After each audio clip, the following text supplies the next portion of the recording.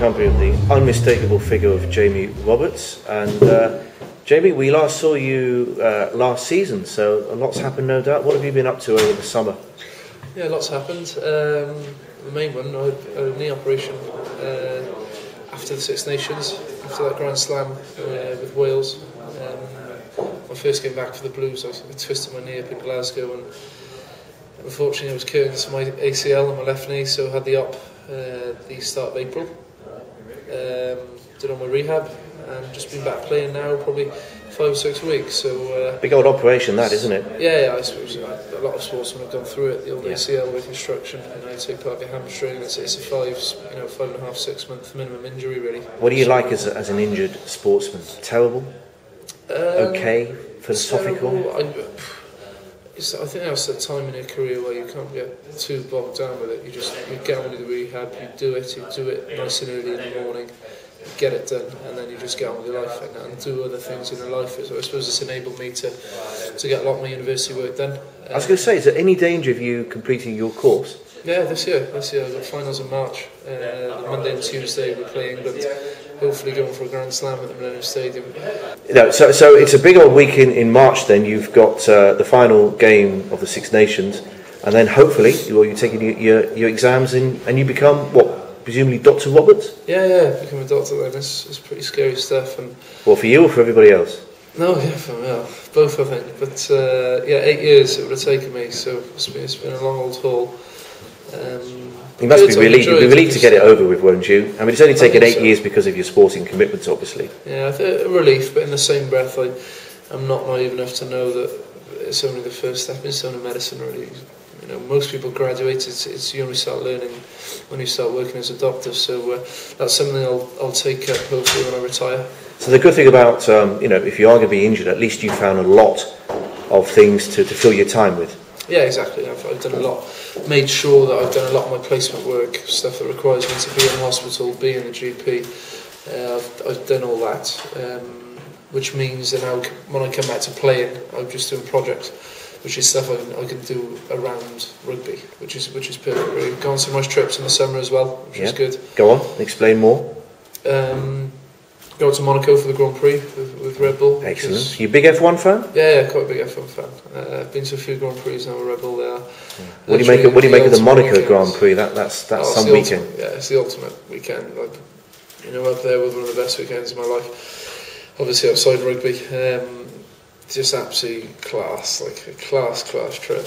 Then straight after that, flew out to the States, had a good time in LA and in Vegas, had a few nights in Vegas, which was a good laugh, and then got up to Croatia then with a few mates. Did you? So Croatia's pretty cool. What a summer. And you did your annual pilgrimage to the Creamfields. Yeah, I got up to Creamfields, got rained off the second day. I remember we saw Avicii live on the Saturday night, which was brilliant, and then went back to our tent and there was a fast flowing river through the tent.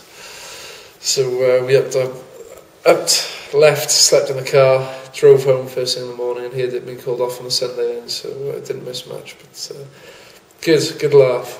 Well, I mean, I'm sorry that you're injured, but sounds like a great summer. Yeah, great summer. And as real boy summer, huh?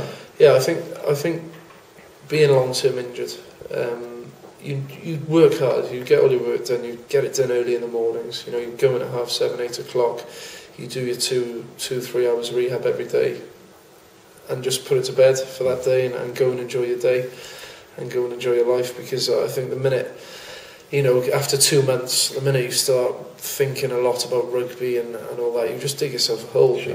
You know you've got the specific time period minimum, to recover. So, you just do your rehab. You're quite diligent with it. You're very strict with it. You keep eating well, but you can't afford to, get back into that swing of rugby. Watching training sessions and all that stuff. You can't afford to be doing that 2 or 3 months down the line, because it just really winds you up. Well, the good news is you're back, and I was going to say it's a big year, but what year isn't a big year, hey? So obviously the Blues, you're back playing at the Arms Park, which must be very special, and Wales, we're just around the corner from the autumn tests, and obviously, the Six Nations, of which Wales have done so well in, your Grand Slam champions, and at the end of it all is the Lions, which of course for you personally, even though you lost the series, will bring back many happy memories.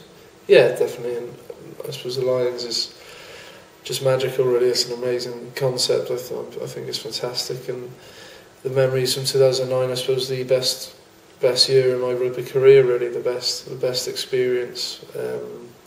Just for fans as well. I think it's one of those things to see fans during the Six Nations, going for hell for leather against each other, and see fans unite on a tour the other side of the world is very unique.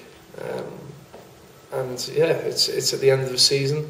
It's a very long season. There's a lot of rugby to be played, but in the same breath, it'll come around very quickly. And goes without saying, you'd love to be there again, obviously. And I guess the next step is to win.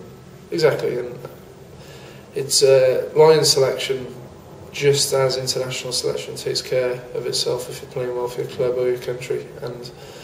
And if you look too far beyond, to the end of the season, you'll be more than likely come unstuck, I think. And it's quite cliche to say, and every player will say exactly the same, but that focus is on week in, week out, playing well for your club. International selection takes care of itself, and then really putting in good performances if you wear the red jersey. And the forthcoming autumn test, is it fair to say a team that's now winning Grand Slams and Six Nations, on more than one occasion, and a team that did so well in the World Cup, it really is about time now that Wales stepped up, to the global plate and beat the so-called big boys?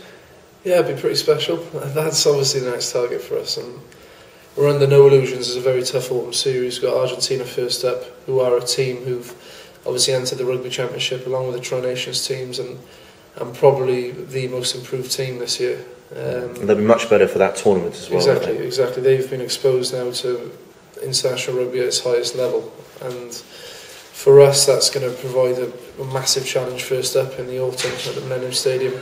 Secondly, Samoa, who we know the last time we played them at the stadium, they dropped the ball over the line in the last minute, which saved our blushes, really.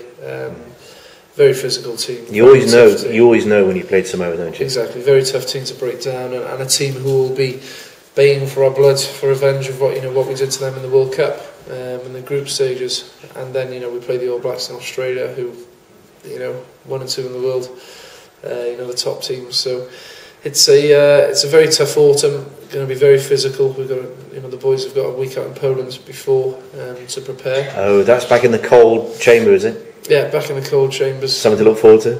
Yeah, if selected, need to get picked first. Obviously, put in some good performances, but it's a tough place to go. Put it that way. It's hard. And you mentioned the All Blacks in Australia, and obviously those will be tough games, number 1 and number 2 in the world. But ultimately, you want those boys to be saying, "We've got to play Wales at the Millennium." That's a tough one. Exactly, and I think we've created that mindset now. Those Southern Hemisphere teams come over here and know it's going to be a very tough game, and we want to win. It's as simple as that. It's going to be very tough. We know that. But we know we're a squad capable of doing it, and that belief, stems from doing well at the World Cup, doing well in the Six Nations. It's just about taking that next step now. I don't know whether you thought about it, Jamie. End of season. Hopefully it goes well for you. Hopefully you're on the Lions tour. When that's all over, contract's up, isn't it? And you'll be a doctor. Lots of decisions. It's a tough place to be, but a very good place to be in the same breath. And we'll see. There's obviously decisions to make on my playing future, which is very hard to do. It's a very, very tough decision.